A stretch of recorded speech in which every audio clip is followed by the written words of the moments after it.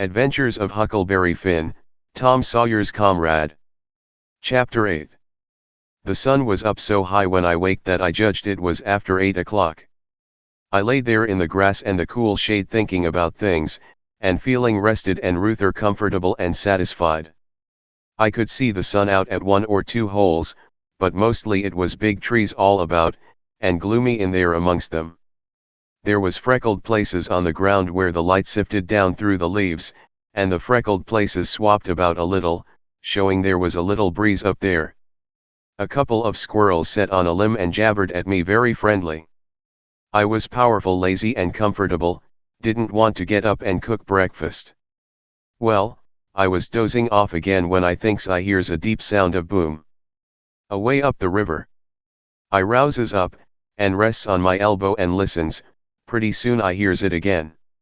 I hopped up, and went and looked out at a hole in the leaves, and I see a bunch of smoke laying on the water a long ways up, about abreast the ferry. And there was the ferry boat full of people floating along down. I knowed what was the matter now. Boom. I see the white smoke squirt out of the ferry boat's side. You see, they was firing cannon over the water, trying to make my carcass come to the top. I was pretty hungry, but it warn't going to do for me to start a fire, because they might see the smoke. So I sat there and watched the cannon smoke and listened to the boom. The river was a mile wide there, and it always looks pretty on a summer morning, so I was having a good enough time seeing them hunt for my remainders if I only had a bite to eat. Well, then I happened to think how they always put quicksilver in loaves of bread and float them off, because they always go right to the drowned carcass and stop there. So, says I'll keep a lookout, and if any of them's floating around after me I'll give them a show. I changed to the Illinois edge of the island to see what luck I could have, and I warn't disappointed. A big double loaf come along, and I most got it with a long stick, but my foot slipped and she floated out further. Of course I was where the current set in the closest to the shore, I knowed enough for that. But by and by along comes another one, and this time I won. I took out the plug and shook out the little dab of quicksilver, and set my teeth in. It was baker's bread, what the quality eat, none of your low-down corn pone. I got a good place amongst the leaves, and sat there on a log, munching the bread and watching the ferry boat, and very well satisfied. And then something struck me. I says, now I reckon the widow or the parson or somebody prayed that this bread would find me, and here it has gone and done it. So there ain't no doubt but there is something in that thing, that is, there's something in it when a body like the widow or the parson prays, but it don't work for me, and I reckon it don't work for only just the right kind. I lit a pipe and had a good long smoke, and went on watching. The ferry boat was floating with the current, and I allowed I'd have a chance to see who was aboard when she come along, because she would come in close, where the bread did. When she'd got pretty well along down towards me, I put out my pipe and went to where I fished out the bread, and laid down behind a log on the bank in a little open place. Where the log forked I could peep through. By and by she come along, and she drifted in so close that they could a run out a plank and walked ashore.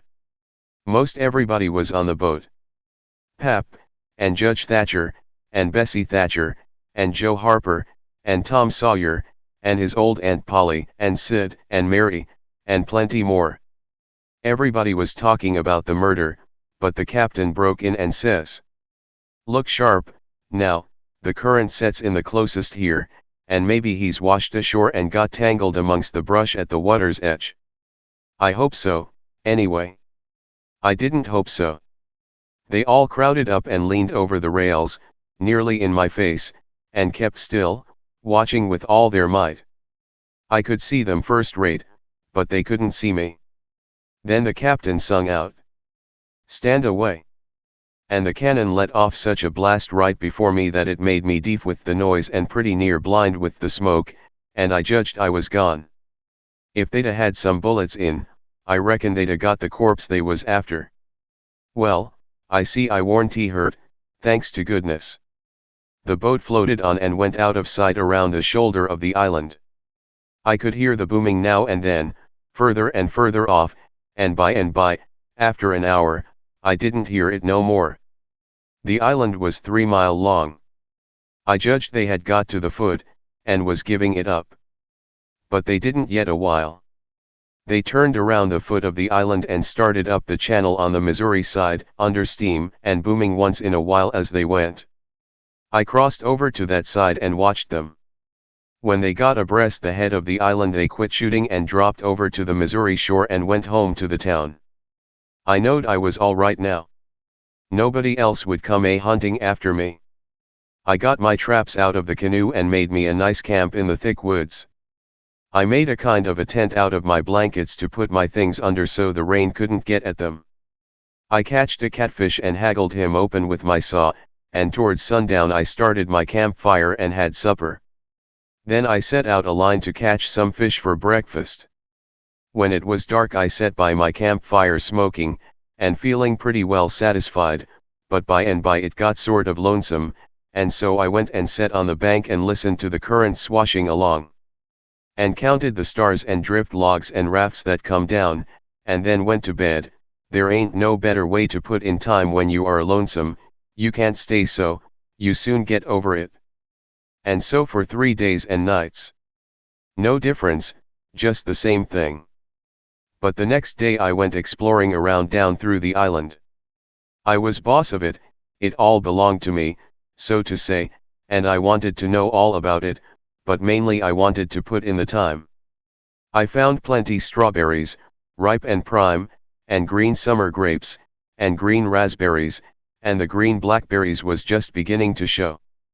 They would all come handy by and by, I judged. Well, I went fooling along in the deep woods till I judged I warn't far from the foot of the island. I had my gun along, but I hadn't shot nothing, it was for protection, thought I would kill some game nigh home. About this time I mighty near stepped on a good-sized snake, and it went sliding off through the grass and flowers, and I after it, trying to get a shot at it. I clipped along, and all of a sudden I bounded right onto the ashes of a campfire that was still smoking. My heart jumped up amongst my lungs. I never waited for to look further, but uncocked my gun and went sneaking back on my tiptoes as fast as ever I could. Every now and then I stopped a second amongst the thick leaves and listened, but my breath come so hard I couldn't hear nothing else. I slunk along another piece further, then listened again, and so on, and so on. If I see a stump, I took it for a man, if I trod on a stick and broke it, it made me feel like a person had cut one of my breaths in two and I only got half, and the short half, too. When I got to camp I warn't feeling very brash, there warn't much sand in my craw, but I says, this ain't no time to be fooling around. So I got all my traps into my canoe again so as to have them out of sight, and I put out the fire and scattered the ashes around to look like an old last year's camp, and then clumb a tree. I reckon I was up in the tree 2 hours, but I didn't see nothing, I didn't hear nothing, I only thought I heard and seen as much as 1,000 things. Well, I couldn't stay up there forever, so at last I got down, but I kept in the thick woods and on the lookout all the time. All I could get to eat was berries and what was left over from breakfast. By the time it was night I was pretty hungry. So when it was good and dark I slid out from shore before moonrise and paddled over to the Illinois bank, about a quarter of a mile. I went out in the woods and cooked a supper, and I had about made up my mind I would stay there all night when I hear a pluckety-plunk, and says to myself, horses coming, and next I hear people's voices. I got everything into the canoe as quick as I could, and then went creeping through the woods to see what I could find out. I hadn't got far when I hear a man say, "We better camp here if we can find a good place, the horses is about beat out. Let's look around." I didn't wait, but shoved out and paddled away easy. I tied up in the old place, and reckoned I would sleep in the canoe. I didn't sleep much. I couldn't, somehow, for thinking. And every time I waked up I thought somebody had me by the neck. So the sleep didn't do me no good. By and by I says to myself, I can't live this way, I'm going to find out who it is that's here on the island with me, I'll find it out or bust. Well, I felt better right off. So I took my paddle and slid out from shore just a step or two, and then let the canoe drop along down amongst the shadows. The moon was shining, and outside of the shadows it made it most as light as day. I poked along well onto an hour, everything still as rocks and sound asleep. Well, by this time I was most down to the foot of the island. A little ripply, cool breeze begun to blow, and that was as good as saying the night was about done. I give her a turn with the paddle and brung her nose to shore, then I got my gun and slipped out and into the edge of the woods. I sat down there on a log, and looked out through the leaves. I see the moon go off watch, and the darkness begin to blanket the river. But in a little while I see a pale streak over the tree tops, and knowed the day was coming. So I took my gun and slipped off towards where I had run across that campfire, stopping every minute or two to listen. But I hadn't no luck somehow, I couldn't seem to find the place. But by and by, sure enough, I catched a glimpse of fire away through the trees. I went for it, cautious and slow. By and by I was close enough to have a look, and there laid a man on the ground. It most give me the fantods. He had a blanket around his head, and his head was nearly in the fire. I sat there behind a clump of bushes, in about 6 foot of him, and kept my eyes on him steady.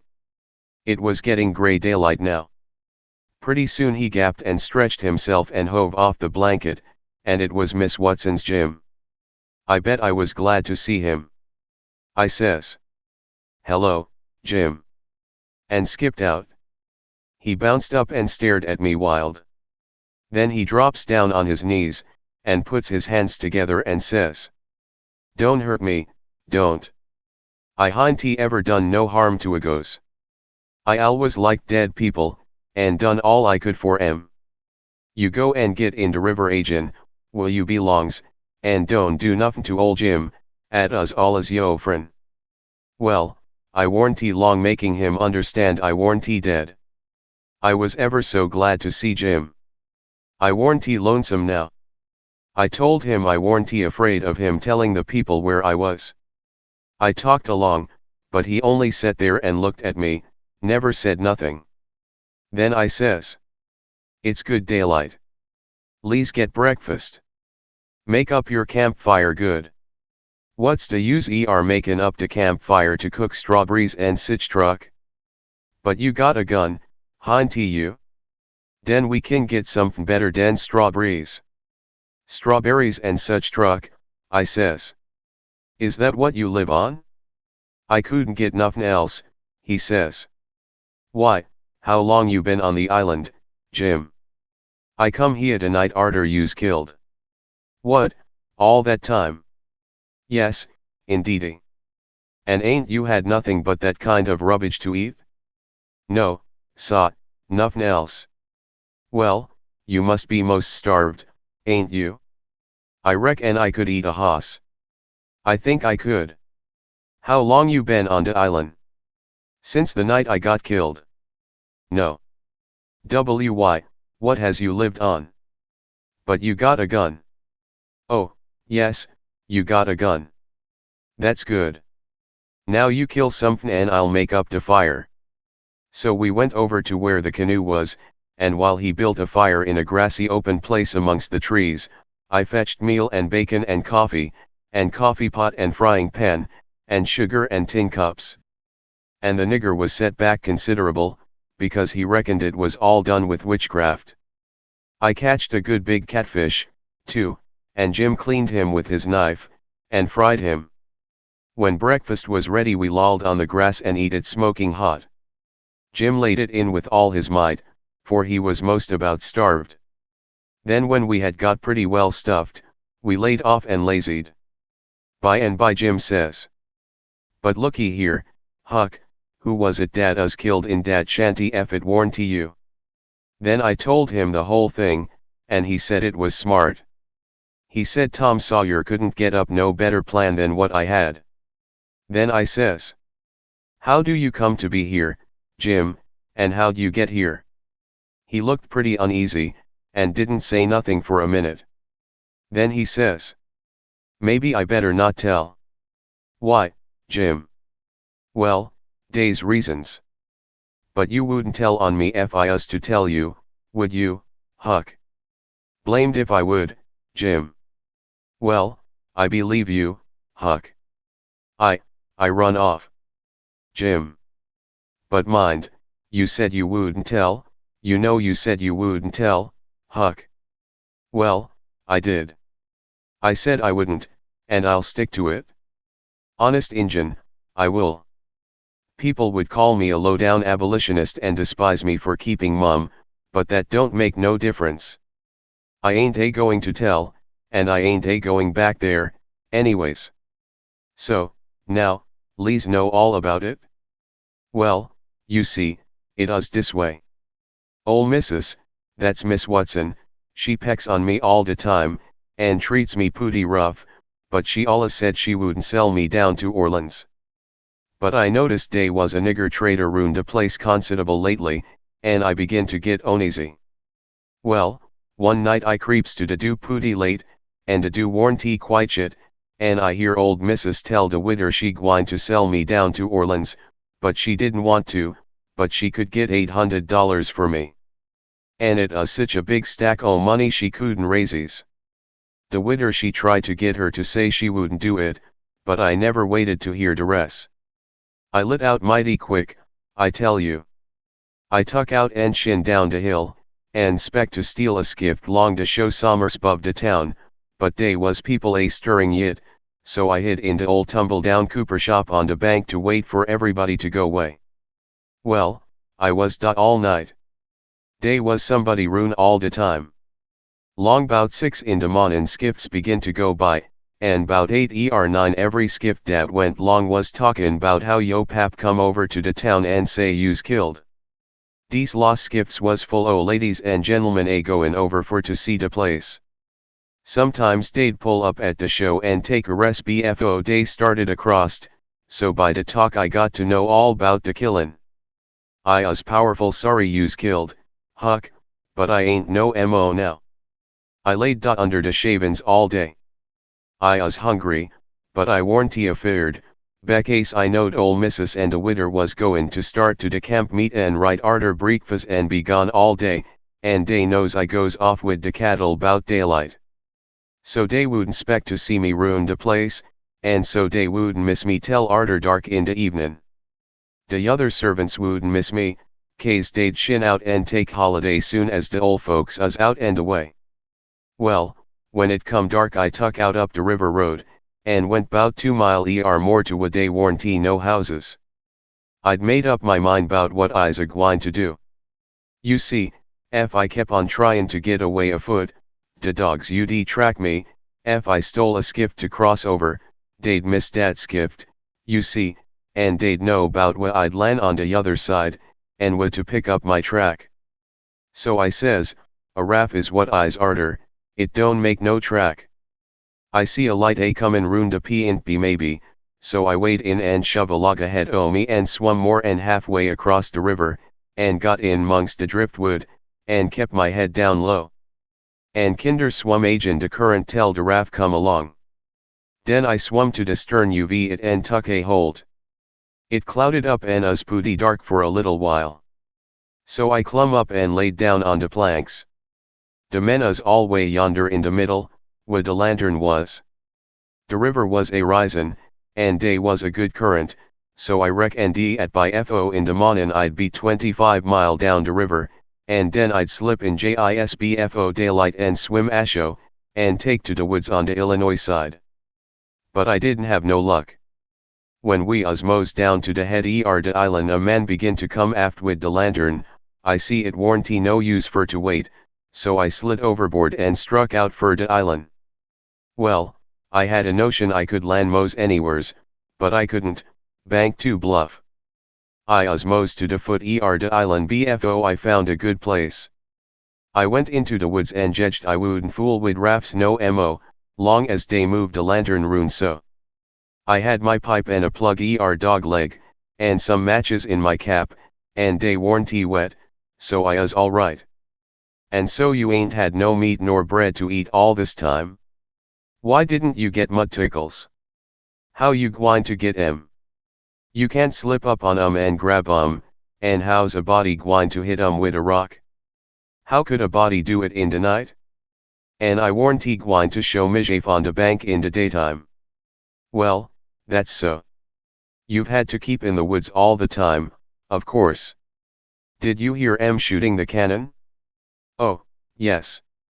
I knowed dey was arter you. I see 'em go by here, watched 'em through the bushes. Some young birds come along, flying a yard or two at a time and lighting. Jim said it was a sign it was going to rain. He said it was a sign when young chickens flew that way, and so he reckoned it was the same way when young birds done it. I was going to catch some of them, but Jim wouldn't let me. He said it was death. He said his father laid mighty sick once, and some of them catched a bird, and his old granny said his father would die, and he did. And Jim said you mustn't count the things you are going to cook for dinner, because that would bring bad luck. The same if you shook the tablecloth after sundown. And he said if a man owned a beehive and that man died, the bees must be told about it before sunup next morning, or else the bees would all weaken down and quit work and die. Jim said bees wouldn't sting idiots, but I didn't believe that, because I had tried them lots of times myself, and they wouldn't sting me. I had heard about some of these things before, but not all of them. Jim knowed all kinds of signs. He said he knowed most everything. I said it looked to me like all the signs was about bad luck, and so I asked him if there warn't any good luck signs. He says, mighty few, and dey ain't no use to a body. What you want to know when good luck's a comin' for? Want to keep it off? And he said, if you's got hairy arms and a hairy brains, it's a sign dat you's a gwine to be rich. Well, dey's some use in a sign like dat, kase it's so fur ahead. You see, maybe you's got to be po a long time fust, and so you might get discouraged and kill yourself if you didn't know by the sign dat you gwine to be rich be maybe. Have you got hairy arms and a hairy breast, Jim? What's the use to ax dat question? Don't you see I has? Well, are you rich? No, but I ben rich vunst, and gwine to be rich agin. Vunst I had $14, but I tuck to speculat hen, and got busted out. What did you speculate in, Jim? Well, fust I tackled stock. What kind of stock? Why, livestock, cattle, you know. I put $10 in a cow.